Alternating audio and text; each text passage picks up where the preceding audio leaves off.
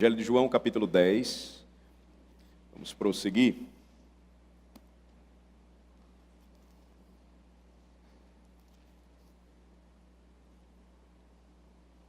João, capítulo 10.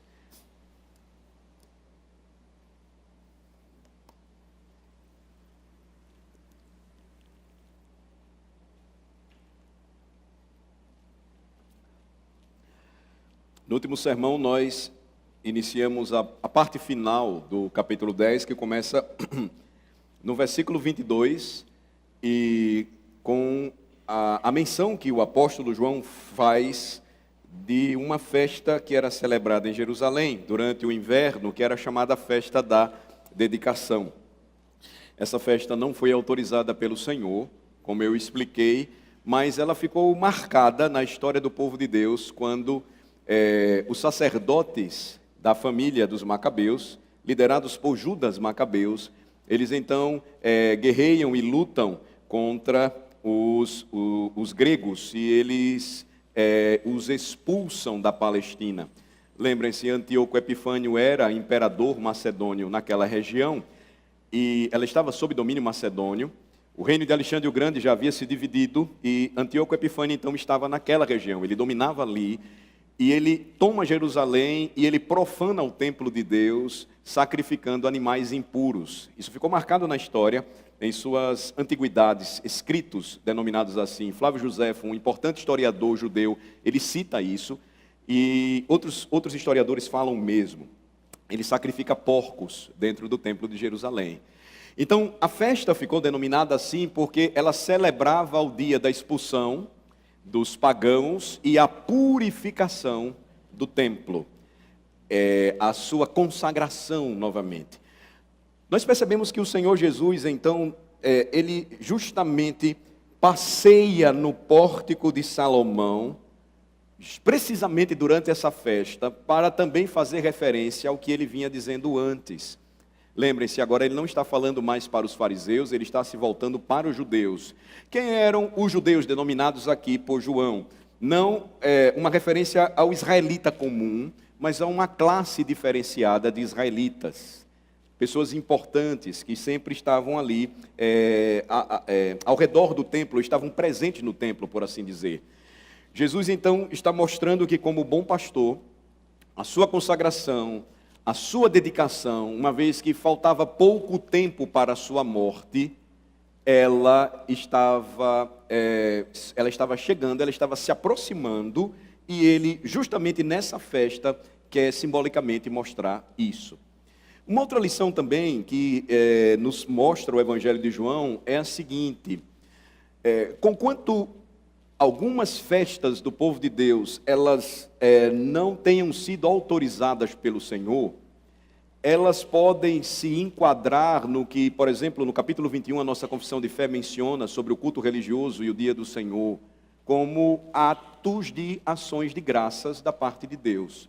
A festa da dedicação, ela não era autorizada, mas, veja, Deus não faz objeção, ou ela acontece, o próprio Jesus está nela, e era um tempo de ações de graças do povo. Como nós temos também algumas festas que o povo de Deus celebra. Elas não são obrigatórias, é importante lembrar, e por isso alguns cristãos não as celebram, mas também elas são tomadas por outros irmãos como um tempo de gratidão a Deus.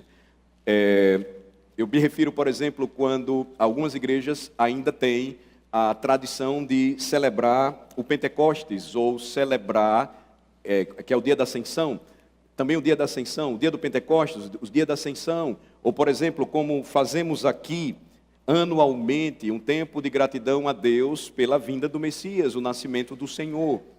Você não tem uma autorização dessa festa, claramente anunciada na Bíblia, e por isso nenhum cristão é obrigado a fazê-la, mas também, como um tempo de ação de graças, ela pode ser tomada por alguns cristãos para louvar ao Senhor, como temos feito. E o versículo 22 nos indica algo interessante, né? Uma festa não autorizada pelo Senhor, e o Senhor Jesus estava justamente nela. E ele queria ensinar alguma coisa especial. Ele queria ensinar algo especial, melhor falando. Então nós caminhamos e ficamos nos versículos 27 e 28, lembrem-se. Antes deles, Jesus vai dizer que os judeus não eram suas ovelhas, porque eles não criam, porque eles não eram parte de suas ovelhas. Veja que somente as ovelhas do Senhor Jesus, então, crerão nele. É o que Jesus está falando. Veja que o versículo 26 claramente traz a declaração de Jesus. Vocês não creem em mim, porque vocês não são meus. Em outras palavras, vocês não creem em mim, porque vocês não são das minhas ovelhas. Verso 27, as minhas ovelhas ouvem a minha voz. Eu as conheço e elas me seguem. Eu lhes dou a vida eterna, jamais perecerão, e ninguém as arrebatará da minha mão. Jesus está aqui mostrando então onde reside a salvação do cristão. Ontem o conselho examinou 23 candidatos à membresia da igreja. Diversos. Alguns para profissão de fé apenas, outros para batismo e pública profissão de fé. Nós começamos às 9 e eu lembro que eu cheguei ontem em casa às 4 horas da tarde. Dividimos em 2 comissões e fizemos o exame. Faltam outros para serem examinados. Qual o testemunho que a gente então ouve de cada um desses irmãos? O principal deles, eles ouviram a voz de Jesus e eles então foram até ele. As minhas ovelhas ouvem a minha voz. Eu as conheço e elas me seguem. 23 foram examinados, 17 foram aprovados, 6, infelizmente, não. Porque não são cristãos? Não. Mas porque é necessário ainda que, no seu início e caminhada de fé, esta verdade fique muito clara e você consiga declará-la. Alguns disseram assim: Jesus é o meu Salvador, mas eu ainda preciso fazer alguma coisa para ser salvo. Jesus não está dizendo isso. Veja, a palavra do Evangelho fala: as minhas ovelhas ouvem a minha voz, eu as conheço e elas me seguem, eu lhes dou a vida eterna. Você não faz nada por isso. Você responde com fé, porque a fé é um dom de Deus. Você não pode confundir, então, realidades estabelecidas por Jesus, que ainda alguns que estão no início da sua caminhada, infelizmente, cometem. O batismo não salva, a gente aprende isso desde o início. Mas, por vezes, nós teimamos em achar que o batismo tem algum poder salvífico. Não tem. Quem salva é Cristo. Nos batizamos em obediência ao que Ele falou. Se você crê, você deve ser batizado. Se você já é adulto. Se você crê e os seus filhos são menores, sob sua responsabilidade, Jesus disse: são minhas ovelhinhas, pertencem a mim. Ele disse a Pedro: apacentem os meus cordeirinhos. Então eles também têm que ingressar na igreja de Cristo. Recebem o mesmo selo. O sinal de ingresso na nova aliança é o batismo. Então, observem, Jesus está falando isso claramente. E porque Ele é aquele que concede a vida eterna às suas ovelhas, elas jamais irão perecer, ou seja, se perder, e ninguém as arrancará de suas mãos. Hoje nós vamos prosseguir, vamos ver a partir do versículo 29, o que Jesus vai dizer. Observem: aquilo que meu Pai me deu é maior do que tudo. E da mão do Pai, ninguém pode arrebatar. Aquilo que meu Pai me deu é maior do que tudo, e da mão do Pai, ninguém pode arrebatar. Jesus aqui vai antecipar mais uma objeção. Que objeção seria essa? Aquela que, infelizmente, hoje ainda muitos acreditam ser possível. Jesus sabia muito bem que alguns iriam se levantar e questionar as suas palavras, sendo suficientemente tolos para dizer o seguinte: é verdade, o diabo é incapaz de nos arrancar da mão de Cristo, mas ainda somos agentes livres e, portanto, poderíamos pular fora se escolhêssemos fazê-lo. Muita gente às vezes pensa assim. Cristo agora vai impedir esse tipo de lógica e ele vai nos mostrar como é impossível que uma ovelha que lhe pertença pereça, mesmo que ela queira fazer isso. Nenhuma jamais conseguiu fazer. Ele vai dizer então que aquilo que o Pai lhe deu é maior do que tudo. Agora observem o que é interessante e o que Jesus vai agora unir aqui. E é o tema do sermão desta manhã, eu e o Pai somos um, baseados no versículo 30. Jesus vai dizer que com a sua mão, verso 28, ele está abaixo da sua ovelha e por isso ninguém pode arrancá-la desta mão, pois é a mão do Onipotente. E agora ele vai dizer algo a mais. Por que isso é muito forte? E por que, ainda que alguém diga, não, o diabo não pode me arrancar das mãos do Senhor, mas se eu quiser eu posso sair de suas mãos. Verso 29, e da mão do Pai ninguém pode arrebatar. Cristo está com a sua mão nos sustentando, ele está abaixo de nós. A mão do Pai está acima de nós. Entrelaçadas, você tem então a grande verdade da força e do poder do nosso Senhor. Ele e o Pai estão unidos. O Pai é o dono das ovelhas. Cristo, o Filho, é o pastor das ovelhas.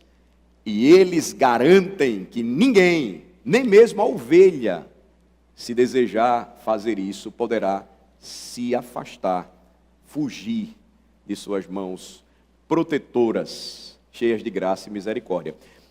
Já falei isso no domingo passado, me permitam lembrar, porque você pode dizer, pastor, mas e por que acontece, por vezes, que cristãos se desviam do caminho? Eles se afastam do caminho. Isso é comum, pode ocorrer. Alguns não vão voltar, porque nunca foram ovelhas de Jesus. Mas as suas ovelhas, elas sempre irão retornar. Veja como é interessante isso, né? Eu lembro que em um sermão eu contei a história de um homem que, quando ele era bem novo, ele ouviu a pregação do puritano Flavel, presbiteriano. E ele era muito novo e ele ouve a pregação de Flavel na Inglaterra. Depois ele vai com os imigrantes para o Novo Mundo, ele se estabelece na Nova Inglaterra e ele vai se converter somente anos depois, mais de 80 anos. Aquele homem vai lembrar a pregação que ouviu na sua juventude e ele se converte. É interessante isso, né? As ovelhas de Cristo, elas nunca vão se perder. É nesse sentido que eu estou dizendo. É nesse sentido que eu estou falando.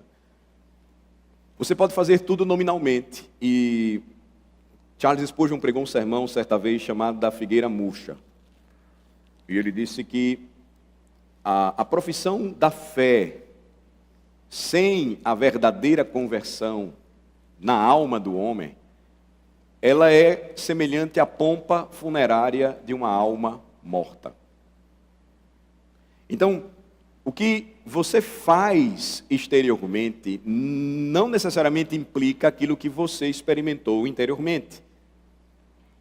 Você pode até caminhar junto ao povo, você pode viver por um tempo no meio da igreja, mas se você não for uma ovelha de Cristo, você não permanece. Você se afasta. E isso acontece não somente com membros de uma igreja local, mas acontece até mesmo com pregadores do Evangelho, teólogos da igreja. É possível que você apenas celebre algo exterior e viva isso. E é interessante notar que Jesus está deixando claro que isso não acontece com aqueles que pertencem a Ele. Por quê? As ovelhas de Jesus estão seguras entre as mãos entrelaçadas da onipotência divina.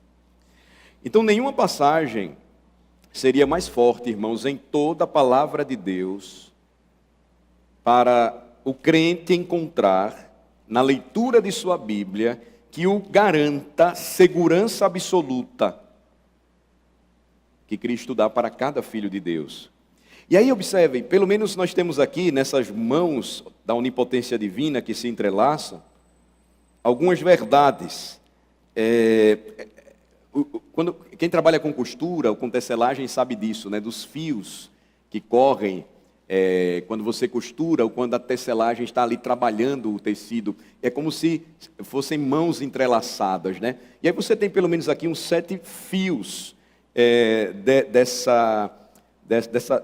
desse entrelaçar da graça divina que nos prende como ovelhas a Deus. Eu vou aqui brevemente citar para vocês. Primeiro,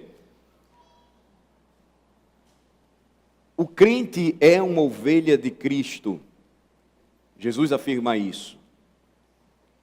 E é dever do bom pastor cuidar de cada um de seu rebanho, cada uma das ovelhas de seu rebanho. Então, sugerir que qualquer uma dessas ovelhas que pertencem a Cristo pode se perder é blasfemar contra as palavras do bom pastor. Repito, aquilo que a gente vê não é necessariamente o que pode acontecer no futuro. Você rapidamente visualiza alguém que você ama muito e que deixou o caminho da fé, e a sua percepção não é aquela do que já decretou todas as coisas antes da fundação do mundo. Você pode se surpreender no final.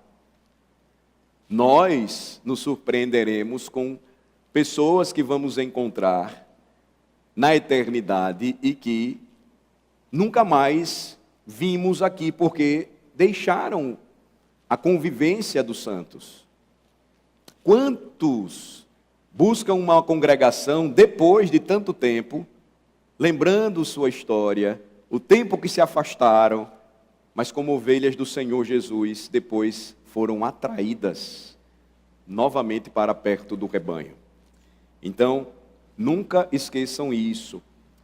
A nossa visão, ela é muito limitada quando comparada aos olhos perscrutadores do Espírito. Só Ele sabe o final de cada um de nós. Ele confirma com o nosso espírito que nós somos seus filhos. E como a nossa confissão de fé de Westminster fala a respeito da certeza da graça e segurança de salvação, é possível que alguns crentes, durante um tempo, eles se afastem de maneira tal que se comparem à história do pródigo, chegando ao nível de desejar comer a comida que os porcos comem, porque se encontram num verdadeiro estado de miséria. Mas sendo ovelhas, caem em si e depois tornam à presença de Deus, voltam para os braços do bom pastor. Segundo, veja que Jesus Cristo falou que as suas ovelhas, porque ouvem a sua voz, verso 27, e ele as conhece, as suas ovelhas seguem a Cristo. Notem, não há nenhuma exceção feita aqui pelo Redentor. O Senhor não diz que elas devem segui-lo. O Senhor declara que elas seguem o bom pastor. Se então as ovelhas seguem a Cristo, qual é o final da sua jornada neste mundo?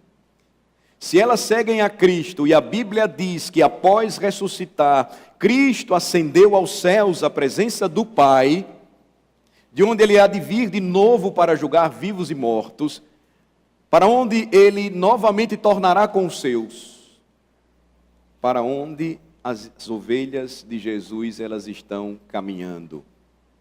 Toda ovelha de Jesus, ela deve alcançar o céu no final de tudo, porque foi para lá que o bom pastor foi.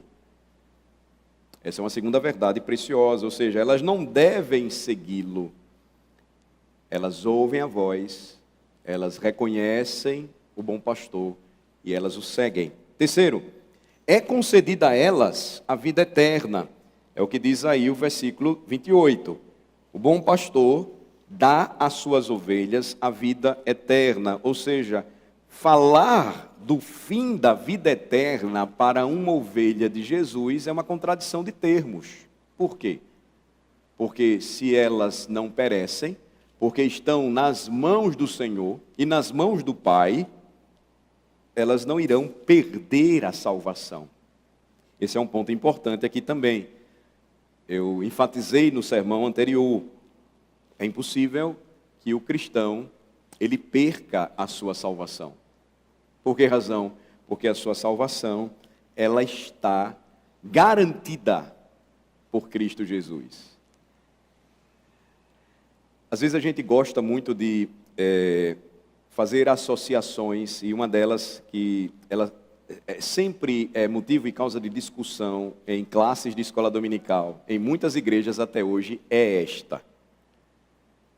O crente não pode, por exemplo, chegar a um momento de desespero, não é comum, mas acontece, e tirar a sua vida. Aí começam a dizer, não, porque na Bíblia diz que o suicida não vai herdar o reino dos céus. Bem, até hoje eu estou esperando aqueles que dizem isso me provarem que isso está na Bíblia.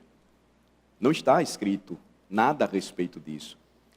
É fato que você não vai encontrar com muita frequência esse tipo de ação da parte do cristão, mas com base nas palavras de Jesus, um cristão pode chegar a um nível de desespero tal, a ponto de tirar a sua própria vida? Pode. Por quê? Porque nós somos humanos e somos frágeis.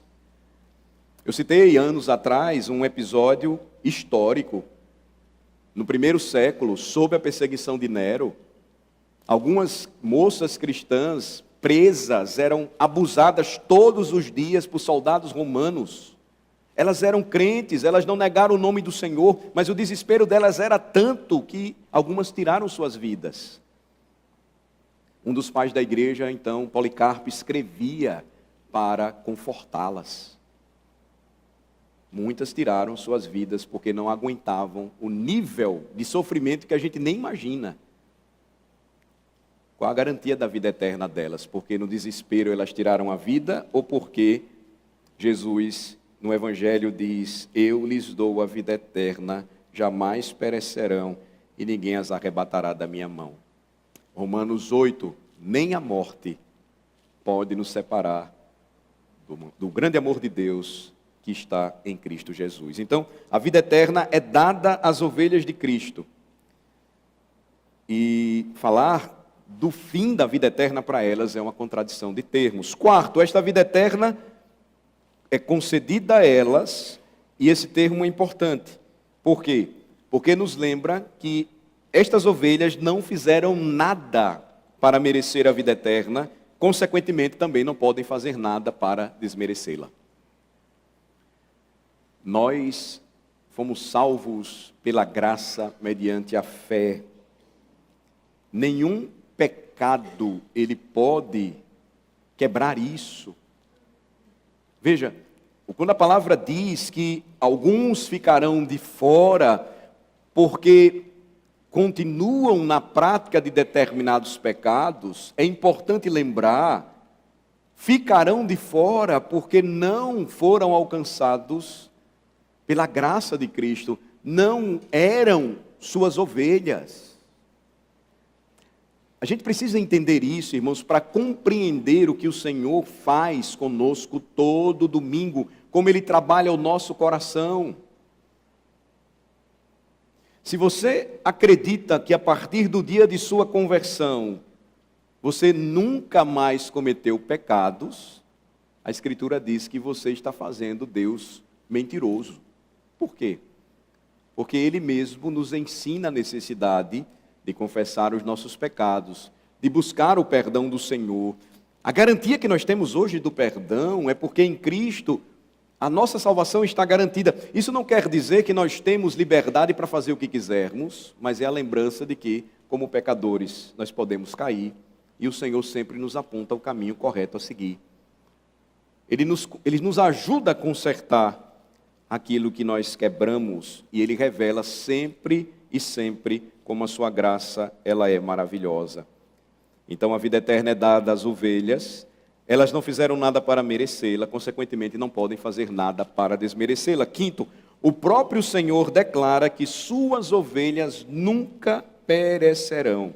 Verso 28, jamais perecerão. Consequentemente, o homem que declara que é possível para uma ovelha de Jesus, salva pela graça de Jesus, ir para o inferno, repito, faz de Deus mentiroso, um mentiroso.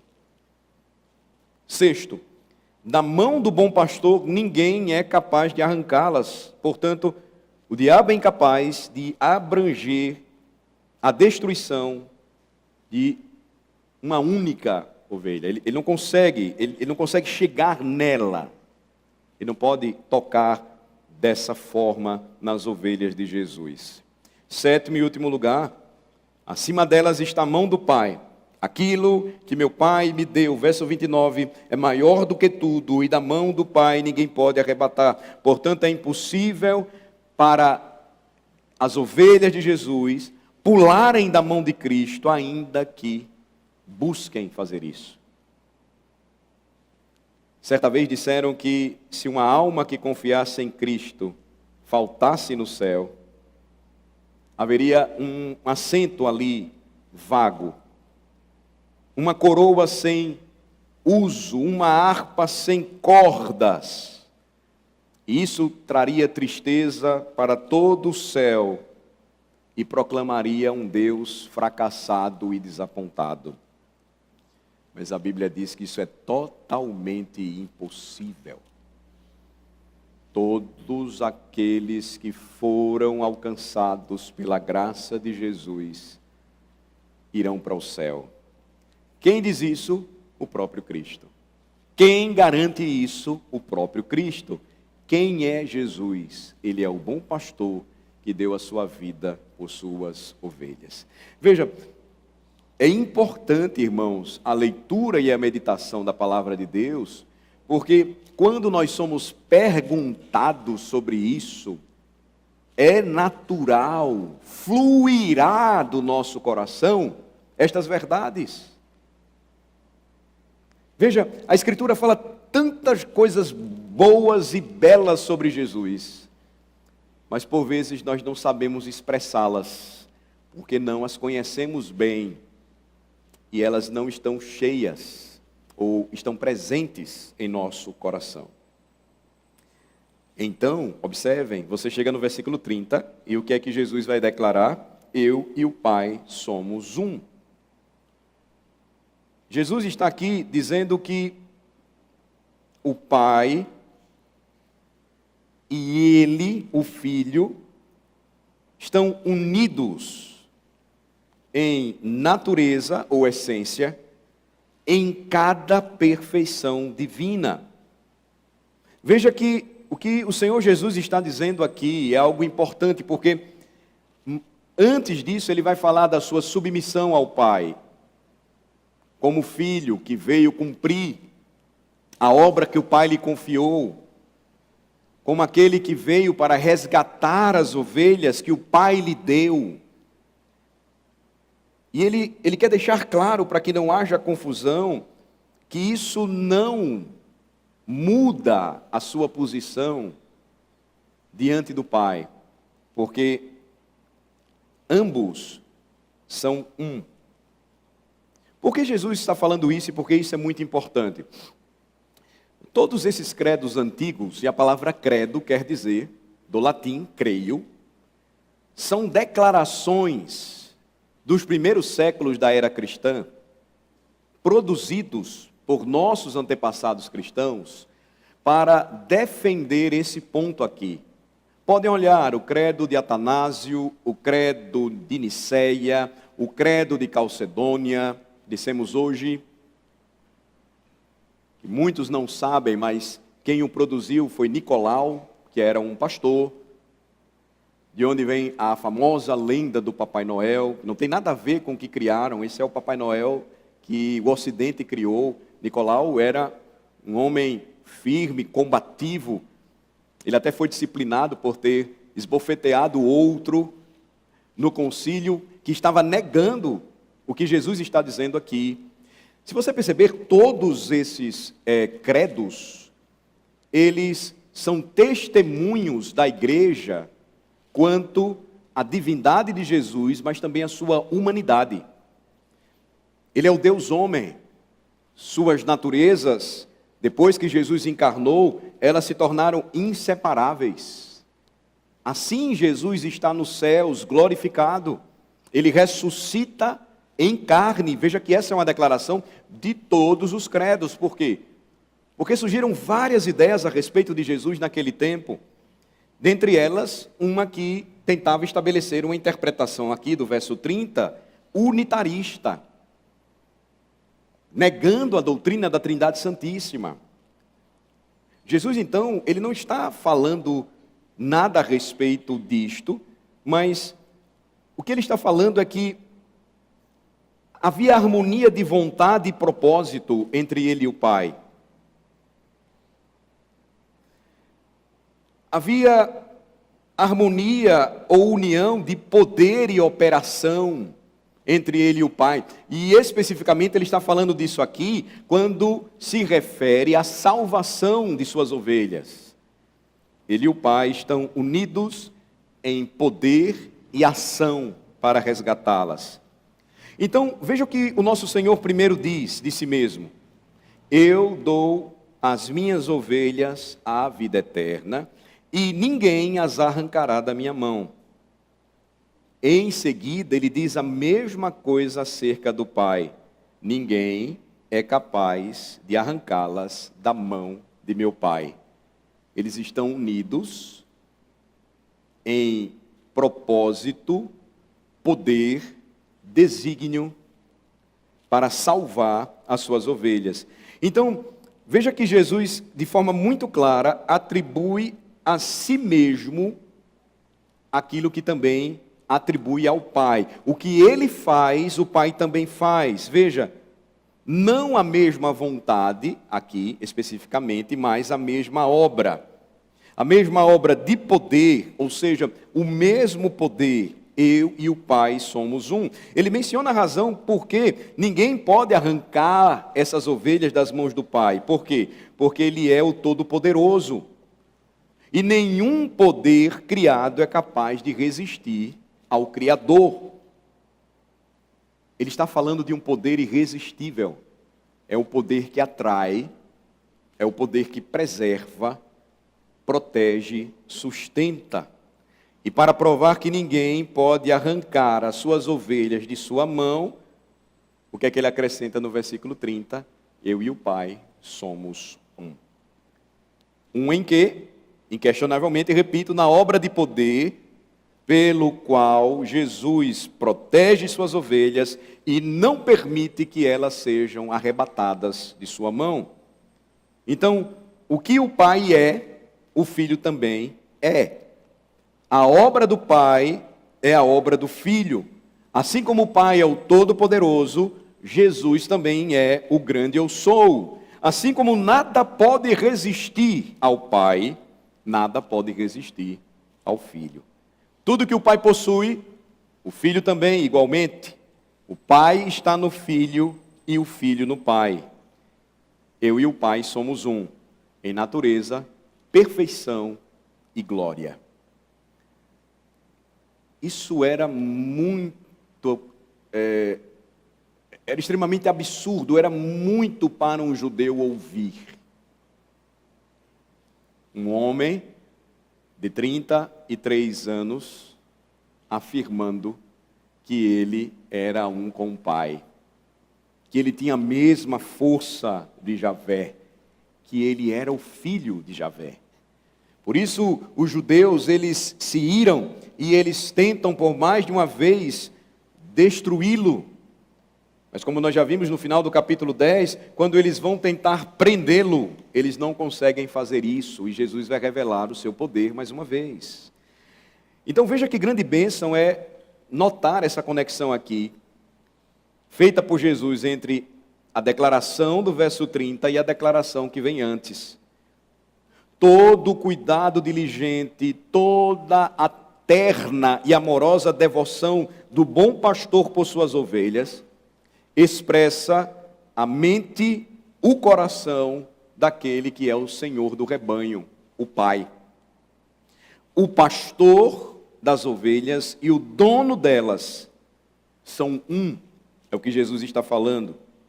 Um em sua relação e atitude para com o rebanho, um tanto em poder quanto em cuidado amoroso pelas ovelhas, de modo que, se isto não for prova suficiente para você sair daqui hoje crente de que não pode perder a sua salvação, nada mais fará isso. É Jesus claramente dizendo isso para você. E aí, é justamente este apego a verdades tão preciosas ditas por Jesus que vai produzir hinos belíssimos, que vai fazer com que a igreja cante a palavra, os salmos da Bíblia, com sentimento e entendimento a respeito da obra de Cristo Jesus. Seguro estou, não tenho temor do mal, sim guardado pela fé em meu Jesus. Então os judeus vão fazer o quê? Verso 31. Eles vão aplaudi-lo, eles vão achar legal o que Jesus está falando? Não. Eles vão novamente pegar pedras para atirar nele. Verso 31. Novamente pegaram os judeus em pedras para lhe atirar. Eles não tiveram dificuldade em perceber a força do que o nosso Senhor havia acabado de dizer. Eles entenderam muito bem o que Jesus estava falando e eles não aceitariam isso. Eles reconheceram instantaneamente que Jesus estava reivindicando igualdade absoluta com o Pai. E para eles, ouvir estas coisas era blasfêmia. Em vez de dizer qualquer coisa para corrigi-lo, se ele estivesse errado, eles vão pegar pedras para atirar nele. E Jesus, então, ele vai continuar dizendo o que precisava ser dito. Eles vão pegar pedras, mas Jesus, então, vai continuar a falar. Veja, o próprio poder de Jesus restringe isso. Eles poderiam ir para cima dele naquele momento e acabar com tudo, mas eles não conseguem fazê-lo.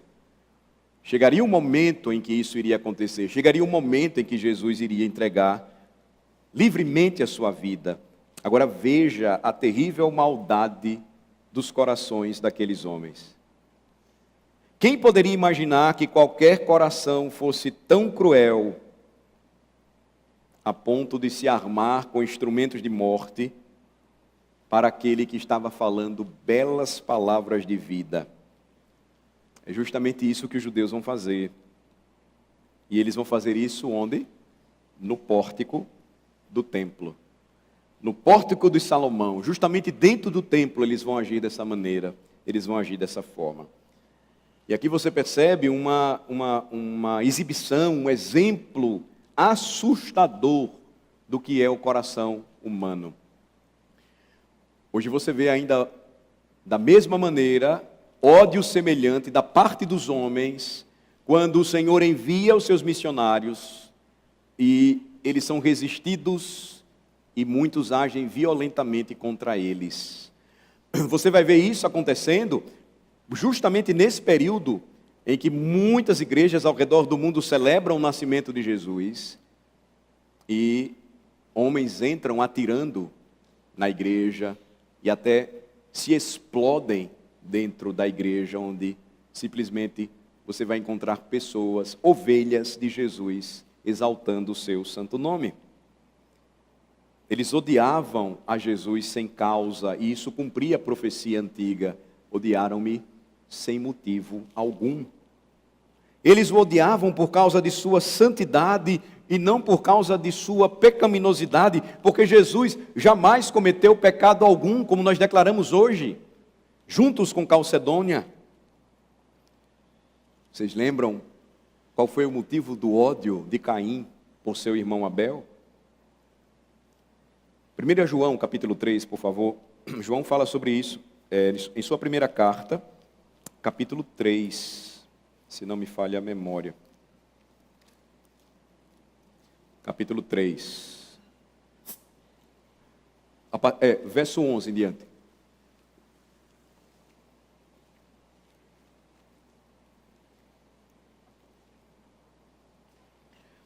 Porque a mensagem que ouvistes desde o princípio é esta: que nos amemos uns aos outros, não segundo Caim, verso 12, que era do maligno e assassinou a seu irmão. E por que o assassinou? Porque as suas obras eram más e as de seu irmão justas. Veja como é interessante notar isso aqui. O ódio de Caim por Abel não foi porque Abel cometeu algum pecado, Abel fez alguma coisa ruim contra seu irmão e isso incitou em sua alma ódio. Não. Ele matou seu irmão porque as suas obras eram más e as de seu irmão justas. Foi isso que levou Caim a matar Abel. Por que os judeus odiavam a Jesus? Jesus vai falar isso no capítulo 7 do Evangelho de João. Vamos voltar para lá? Vamos lembrar, no capítulo 7, Jesus falou sobre isso.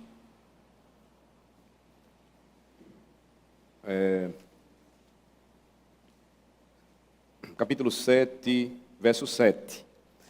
Não pode o mundo odiar-vos, mas a mim me odeia, porque eu dou testemunho a seu respeito de que as suas obras eram más. Então, na medida em que os cristãos, como ovelhas de Jesus, são parecidos com ele, eles também, na mesma proporção, passarão a ser odiados.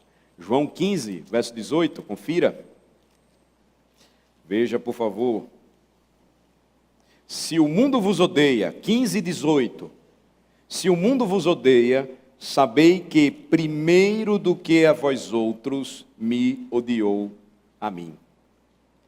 Então, a reação dos judeus com respeito a Jesus era por conta do seu testemunho também. Não era porque ele era pecador, mas porque ele era santo. Porque ele testemunhava com isso que as suas obras eram más. Essa é uma reação comum. Você não precisa ser um cristão chato para viver isso. Porque quando você é chato, ninguém suporta você, obviamente. Mas quando você tem determinadas posições e elas são claras, na sua vida comum, em sua casa, em seus estudos, em seu trabalho, no dia a dia, o seu próprio exemplo provoca uma reação daqueles que estão sendo denunciados, às vezes até pelo seu próprio silêncio, de que as obras deles são más, porque eles não glorificam a Deus. Então, observem, na mesma proporção, as ovelhas, elas serão odiadas também pelo mundo, porque primeiramente o mundo odiou a Cristo, ou odeia a Cristo. Ainda hoje ele odeia. Verso 32 do capítulo 10. Disse-lhes Jesus: tenho-vos mostrado muitas boas obras da parte do Pai. Veja isso. Por qual delas me apedrejais? Entenda aqui, obras no sentido mais amplo. Jesus aqui está apelando a tudo o que ele havia realizado no curso de seu ministério até aquele momento. Vida perfeita, atos graciosos em ministrar as necessidades dos outros, suas palavras maravilhosas, onde nós temos o registro de que ele falou como nunca outro homem falou neste mundo, para as pessoas. Então, quando ele faz referência a essas obras como do Pai, o que é que Jesus quer dizer com isso? Não apenas que elas encontraram total aprovação do Pai, mas que elas foram feitas por sua autoridade e mandamento. Eu terminei, capítulo 17 fala isso, na oração sacerdotal. Eu terminei, eu concluí a obra que me deste para fazer. Então Jesus está falando desta abrangência aí. E aí como é que os judeus respondem? Veja, verso 33. Os judeus respondem da seguinte maneira: não é por obra boa que te apedrejamos, e sim por causa da blasfêmia, pois sendo tu homem, te fazes Deus a ti mesmo. Veja como o registro aqui é bem apropriado, né? Porque lembrem-se, o Evangelho de João tem por propósito maior revelar Jesus como Deus. O Deus Emanuel, Deus conosco. E aqui os judeus falam claramente: a gente não quer apedrejar você por obra boa que você realizou. Nós queremos apedrejar você porque está cometendo uma blasfêmia e, sendo homem, está se fazendo igual a Deus. Veja como a mente do homem carnal, ela é inimiga de Deus. E veja como isso claramente se tornou evidente aqui. Mas isso aconteceu desde o início da vida de Jesus. Por exemplo, durante sua infância, houve um esforço organizado para matá-lo por parte do rei Herodes. Nos salmos messiânicos, há mais do que uma sugestão de que durante os anos de seu ministério, Cristo viveu em reclusão, em Nazaré, onde ocorreram repetidas tentativas contra a sua vida. O Salmo de número 88 registra: estou aflito e pronto para morrer desde a minha juventude. Ele, de fato, foi um homem de dores. Ele soube o que era padecer. A primeira palavra dita por Jesus em uma sinagoga em Nazaré, após iniciar o seu ministério público, foi seguida do quê? Está lá em Lucas 4, tentativa de assassinato. E daquele ponto em diante, irmãos, até a cruz do Calvário, seus passos foram perseguidos implacavelmente por inimigos que queriam derramar o seu sangue. Aqui você tem então um registro maravilhoso de como Cristo, ele peregrinou nesse mundo em meio a tanta oposição, manifestando maravilhosa graça entre os homens.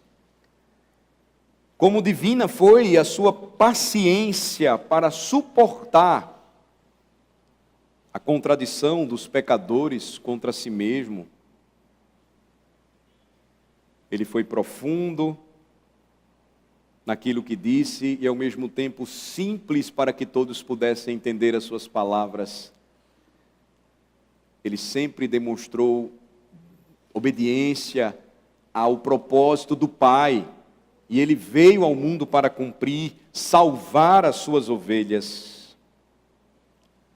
E do mesmo modo, meus irmãos, nesta manhã, o nosso louvor por esse grande amor de Cristo para a nossa salvação, ele deve ser também fervoroso, profundamente, cheio de gratidão pelo que o Senhor fez por nós. À medida em que nós entendemos a obra de Cristo por nós, o que Ele fez para nos salvar, nós então percebemos quão grande, maravilhoso é o bom pastor que deu a sua vida por suas ovelhas. Ele então responde, ele replica, na verdade, versículo 34, citando o Salmo de número 82. Replicou-lhes Jesus: não está escrito na vossa lei, eu disse, sois deuses. Veja, se ele chamou deuses aqueles a quem a palavra de Deus veio, e a Escritura não pode ser contradita, ou contraditória, veja, como é que eles estão se referindo ao Filho de Deus como blasfemo? Essa é a grande questão. Jesus vai falar isso e veja de forma interessante. Olha como ele prossegue. Replicou-lhes Jesus: não está escrito na vossa lei, eu disse, sois deuses? Se ele chamou deuses aqueles a quem foi dirigida a palavra de Deus, e a Escritura não pode falhar, ela não pode se contradizer, Então, daquele a quem o Pai santificou e enviou ao mundo, dizeis: tu blasfemas, porque declarei sou filho de Deus? Se não faço as obras de meu Pai, não me acrediteis. Mas se faço e não me credes, crede nas obras, para que possais saber e compreender que o Pai está em mim e eu estou no Pai. Mais uma vez ele fecha aqui, com o que ele começou a dizer no versículo 30, eu e o Pai somos um.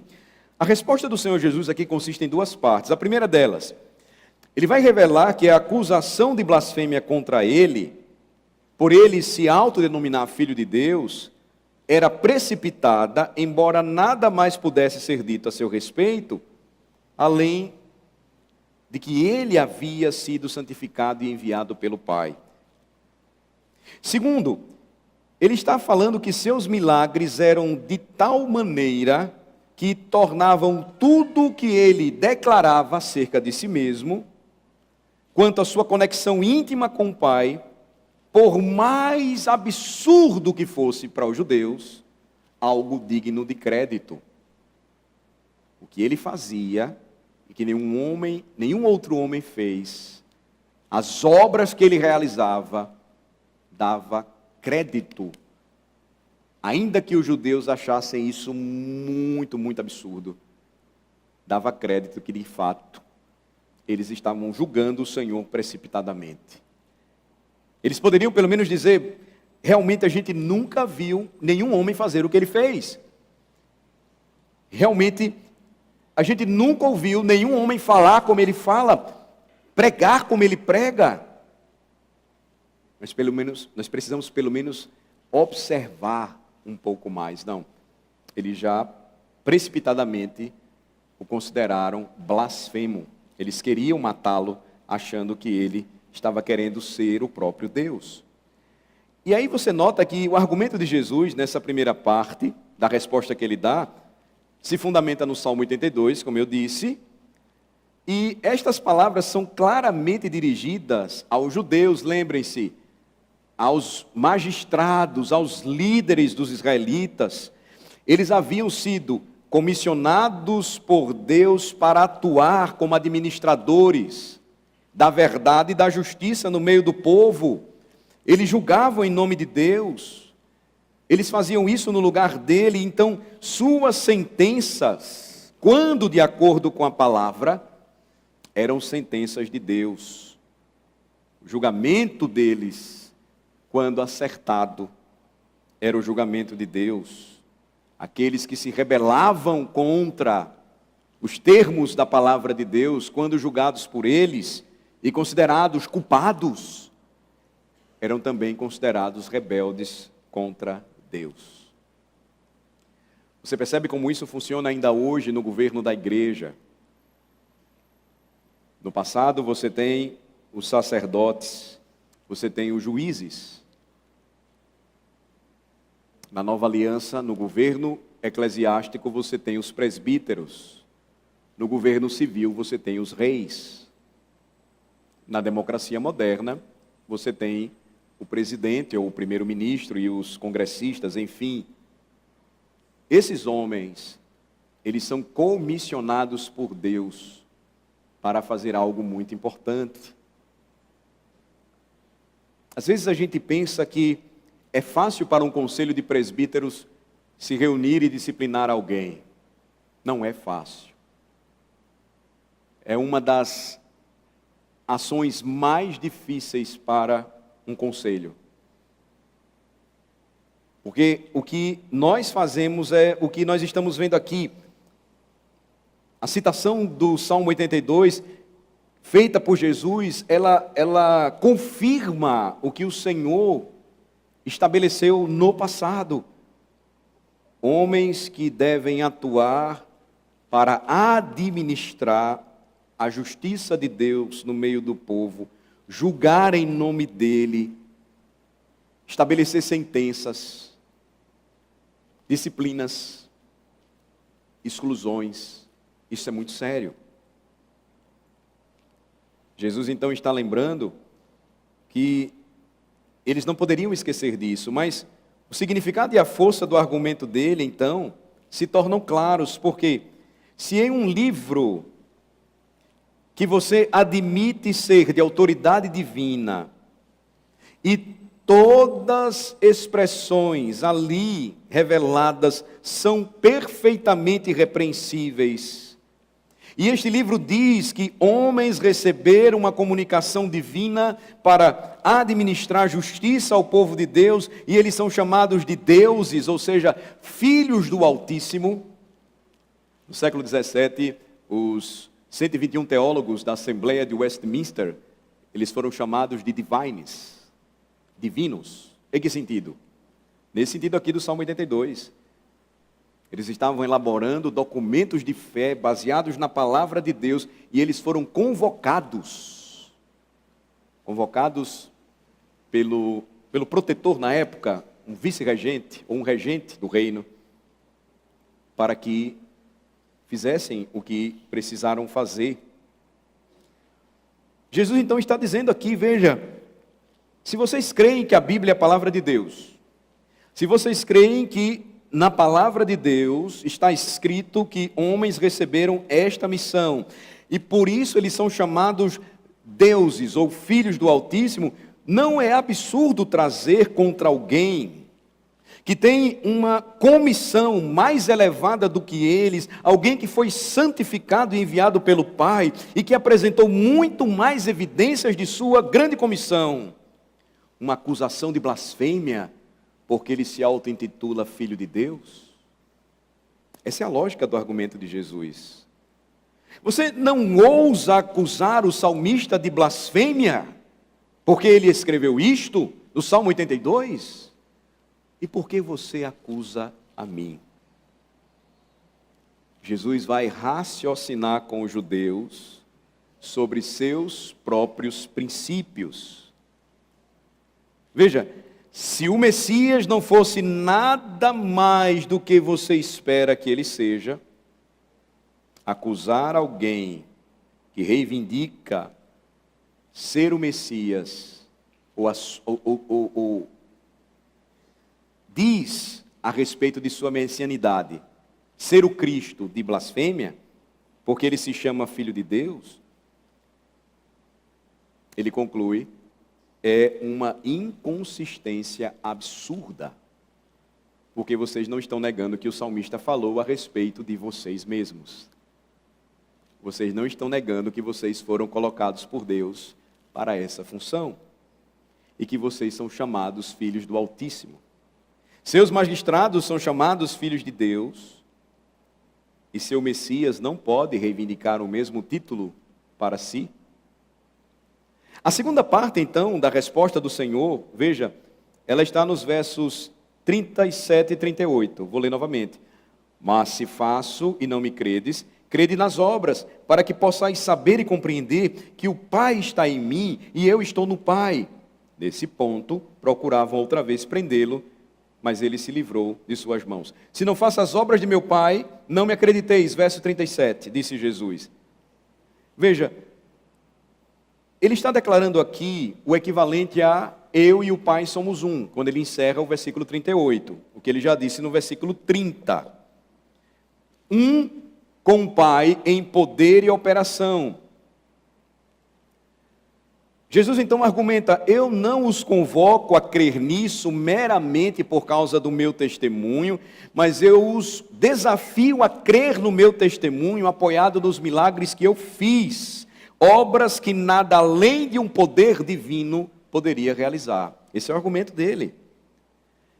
Em outras palavras, Jesus está dizendo, essas obras são a voz de Deus para vocês. E sua declaração distinta, ela fala claramente, não profere nenhuma palavra obscura.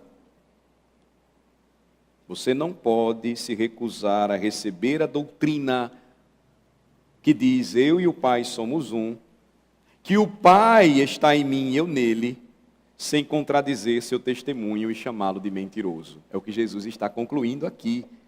Por isso, no verso 39, eles vão tentar pegar pedras mais uma vez, ou vão tentar agora prendê-lo, né? Por quê? Porque eles não conseguem vencer Jesus no argumento. Quanto mais ele fala e mostra que o argumento deles é fraco, eles ficam enfurecidos. Agora, observem pelo menos mais um ou dois detalhes nestes versículos, antes da gente concluir o capítulo. Veja, a palavra deuses, que ocorre no Salmo 82, citada aqui por Cristo, ela já causou dificuldade para muita gente. Os magistrados de Israel, eles eram chamados assim por causa de sua autoridade divina, dada por Deus, autoridade dada por Deus, por causa de seu poder, porque eles representavam a Deus no exercício do governo. Veja que no versículo 35, Jesus disse que a palavra não pode falhar, ou seja, a palavra não pode ser anulada. E é maravilhoso porque ele fez questão de colocar estas palavras reveladas aqui, escritas para nós. Ele vai fazer uso das palavras do salmista contra os seus inimigos e todo o ponto de seu argumento estava em uma única palavra. Não está escrito na vossa lei, eu disse, sois deuses? Ou seja, no livro divinamente inspirado, estava escrito aquilo que nos tribunais finais de apelação era utilizado, a Escritura. E aqui o Senhor insiste em sua autoridade absoluta e em sua inerrância verbal. A Bíblia é a palavra de Deus. Nós não podemos considerar a Bíblia menos do que isso. Ela é a palavra de Deus. O Evangelho é o poder de Deus para a salvação de todo aquele que nele crê. Então, Jesus Cristo, ele usa também uma outra expressão, no versículo 36, então daquele a quem o Pai santificou e enviou ao mundo, dizeis, tu blasfemas porque declarei sou filho de Deus. Veja que ele usa a palavra santificado, ou santificou, para refutar muitos que hoje tentam negar ou tentam desfazer a autoridade da palavra. Tentam desfazer ou desacreditar a sua autoridade como Cristo. Eles insistem que a santificação, ela envolve apenas purificação moral. Mas veja como isso não se sustenta à luz do que Jesus está dizendo. Ele declara que ele foi santificado, ou seja, ele não foi purificado do pecado, porque ele nunca pecou, ele era santo, mas o termo santificado também, lembrem-se, pode significar não somente pureza moral, mas separação. Jesus está falando sobre isso aqui. Ele primeiro foi santificado, ou seja, separado para a obra que precisava fazer e enviado ao mundo. Ele está se referindo aqui à designação do Pai para ele ser o nosso mediador. Ou tomando a palavra que ele usa em João 10, para ser o nosso bom pastor. Eles então vão procurar prendê-lo, vejam o verso 39. Outra vez, mas ele se livrou das suas mãos. Eles queriam levá-lo para o sinédrio, mas eles não conseguiram executar o seu propósito maligno. Jesus iria se entregar brevemente, mas na hora marcada por ele, porque eles não conseguiriam controlar o Filho de Deus, assim como eles não conseguiriam controlar a força da natureza. Eles tentam, mas eles não conseguem. Finalmente, versos 40 a 42, o que lemos novamente. Se retirou para além do Jordão, para o lugar onde João batizava no princípio, e ali permaneceu. Iam muitos ter com ele, diziam, realmente, João não fez nenhum sinal, porém tudo quanto disse a respeito deste era verdade, e muitos ali creram nele. Nós já falamos antes desse movimento de Jesus de se retirar e ir para lugares onde ele não tinha ninguém por perto. Quando ele deixa Jerusalém, e ele não vai retornar para lá até a hora marcada para a sua morte, e ela iria chegar brevemente, ele segue para o Jordão, justamente onde o seu precursor esteve, João, o último grande profeta, João Batista. E que indicação Jesus estava dando com isso? De que o seu ministério público iria se encerrar. A nação em geral agora seria deixada para sofrer a devida recompensa por seus pecados. No que se segue, os versículos finais que lemos, nós temos uma bela ilustração disso. Ele sai de Jerusalém, ele vai para fora do arraial. Cristo agora estava assumindo a sua posição de rejeição, desprezo. O Pai não permitiria que o seu Filho amado fosse desvalorizado por todos, ainda que os judeus tivessem virado suas costas para ele.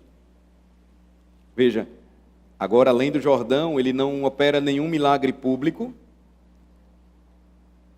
mas muitos creram nele por conta da pregação da palavra. Observem, ele vai para lá, verso 40, permanece, onde João batizava no princípio. Verso 41, muitos iam ter com ele e diziam, realmente, João não fez nenhum sinal. Porém, tudo quanto disse a respeito deste era verdade. João não curou ninguém. João não deu vista a cegos, fez surdos ouvirem, mudos falarem. João não expulsou demônios e não ressuscitou mortos.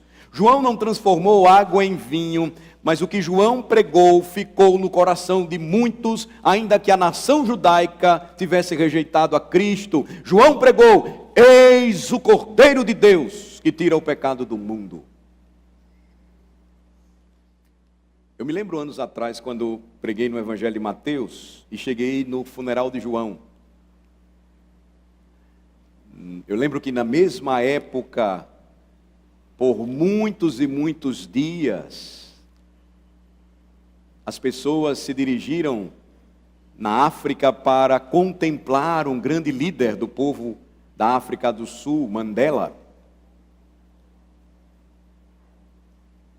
O funeral de João aconteceu da seguinte maneira: os seus discípulos foram até a prisão, pediram o seu corpo e o sepultaram.